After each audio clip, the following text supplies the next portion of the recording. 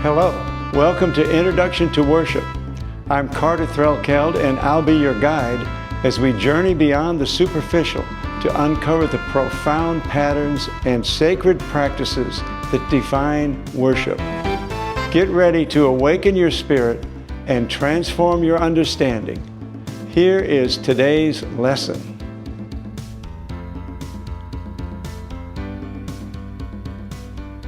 The medieval period, or Middle Ages, lasted about 1,000 years, from 400 to 1400 AD. During this time, the Christian Church was in the dominant, unifying institution in Europe, serving as the central authority for spiritual, social, and political life, often holding more authority than monarchs. The Pope in Rome exercised direct control over ecclesiastical matters and significant influence over secular rulers. Historian Will Durant refers to this period of time as the Age of Faith because it encompassed the height of Christian, Islamic, and Jewish influence. Life revolved around the church, which was viewed as the only path to salvation. The church was extremely wealthy, funded by a mandatory 10% tax on income and widespread land ownership. The period saw the rise of massive Gothic cathedrals, which served as centers for learning, and city growth, with universities such as Oxford and Cambridge being founded. The medieval church also played a significant role in controlling music by establishing Gregorian chant as the authorized monophonic, remember monophonic means one voice, as the authorized monophonic and Latin-based standard, using it to unify liturgy across Europe. By training musicians in monasteries, controlling notation, and employing composers, they drove the evolution of musical composition. Medieval music evolved from monophonic, orally transmitted church chant to complex, multi-voiced notation by the end of the period. Key milestones include the codification of Gregorian chant, the birth of musical notation by Guido d'Arezzo, and the rise of polyphony and the emergence of secular troubadours and mystery plays. Let's examine these milestones. Around 500 to 600 AD, Gregorian chant was being formed. While tradition often credits Pope Gregory I with composing or inventing the chant that bears his name, modern scholarship identifies his role primarily as a liturgical organizer and a reformer rather than a musical creator. He simplified and regularized existing chants, which had often become excessively long and complex, emphasizing that music should serve as a humble form of prayer rather than as a performance. By the 9th century, a legend emerged that the Holy Spirit, appearing as a dove, whispered these melodies directly into the ear of Pope Gregory. This association gave the chant divine authority and helped it spread throughout Europe.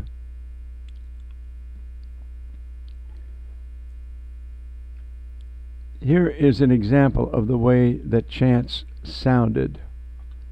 And also on this slide you'll see a picture of neumes.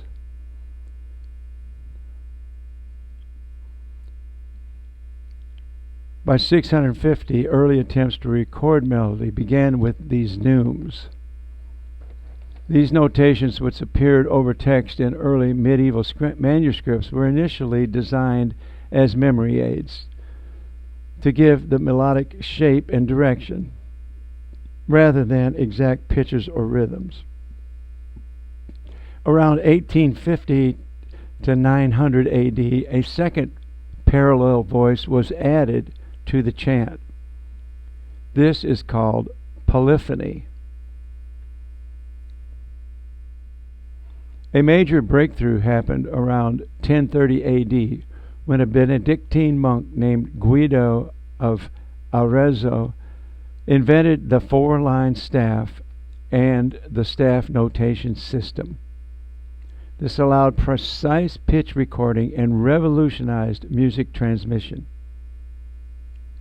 Here's a short video explaining Guido's invention. Some of the benefits that came from this notation system were dramatic reduction of time in learning a piece. Sometimes it took years before this for a choir to memorize chants. By using staff notation, the time was reduced to a few months. It also gave precise pitch representation.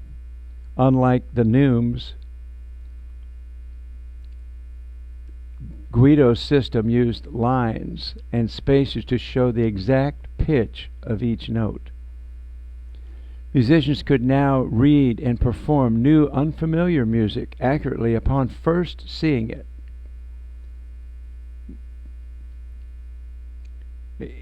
Guido also assigned syllables, do, re, mi, fa, sol, la, to represent pitches based on a hymn, providing a simple, memorable tool for learning intervals. This also created a standardized system that spread across Europe and enabled the chants to be sung correctly in different monasteries, leading to a standardized repertoire for the entire church. It also allowed composers to accurately notate independent multiple voices and was very crucial to the foundation of polyphony. Composers could experiment with complex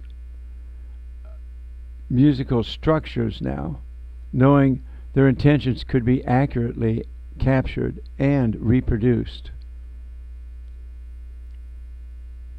Guido's introduction of the staff, clefs, and precise note placement laid the groundwork for the five-line staff and musical notation still used in the Western world today.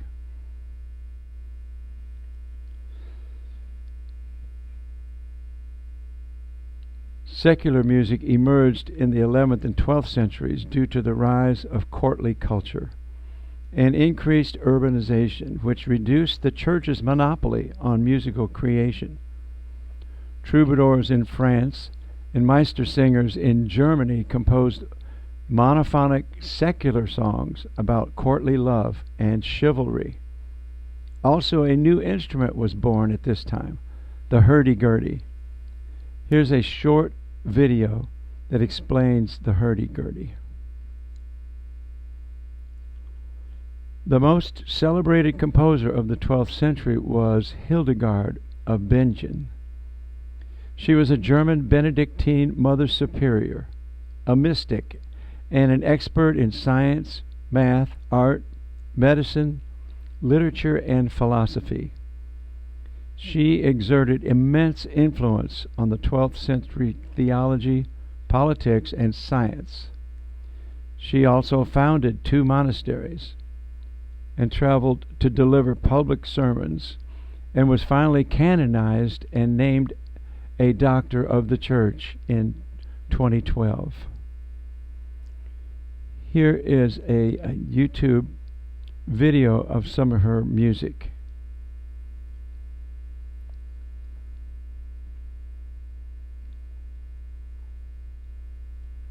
In the 14th century, liturgical drama emerged. The drama originated within the church services as sung in Latin.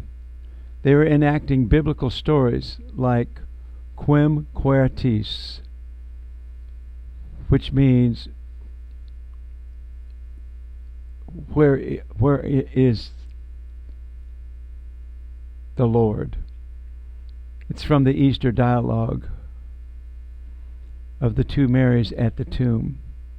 By the 14th century, these dramas moved from the altar to church steps, adopting the vernacular, expanding to include elaborate biblical cycles, and shifting production to craft guilds, transforming them into large-scale outdoor mystery plays.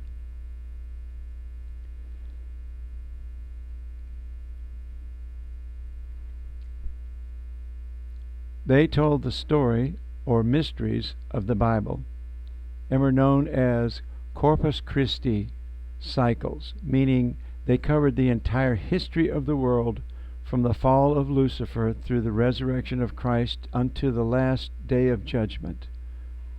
They were often performed on pageant wagons or mobile stages that moved through the streets. The most well-preserved examples are the York cycle, the Chester cycle, and the Wakefield cycle. While mystery plays focused on biblical stories, miracle plays focused specifically on the lives of saints and the miracles they performed.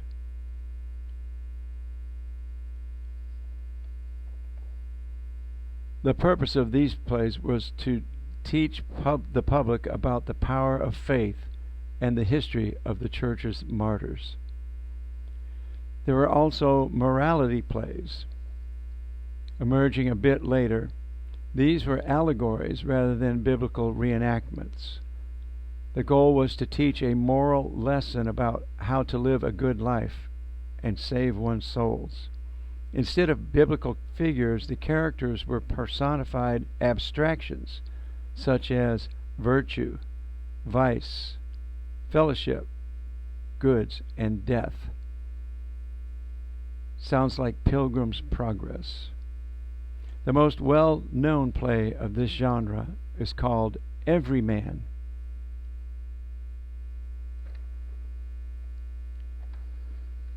Here is a summary of today's lesson. Medieval music evolved from monophonic, orally transmitted church chant to complex, multi-voice notation and progressed along this timeline. Around 500 to 600 AD, we have Gregorian chant. In 1030 AD, Guido of Arezzo invents the four-line staff and the staff notation system. In the 11th to 12th century, the rise of polyphony and secular music happens, along with Hildegard of Bingen. And in the 14th century, at the end of the medieval period, liturgical drama emerges, along with mystery plays and morality plays. Well, that's the end of our lesson today. I hope it was a blessing to you.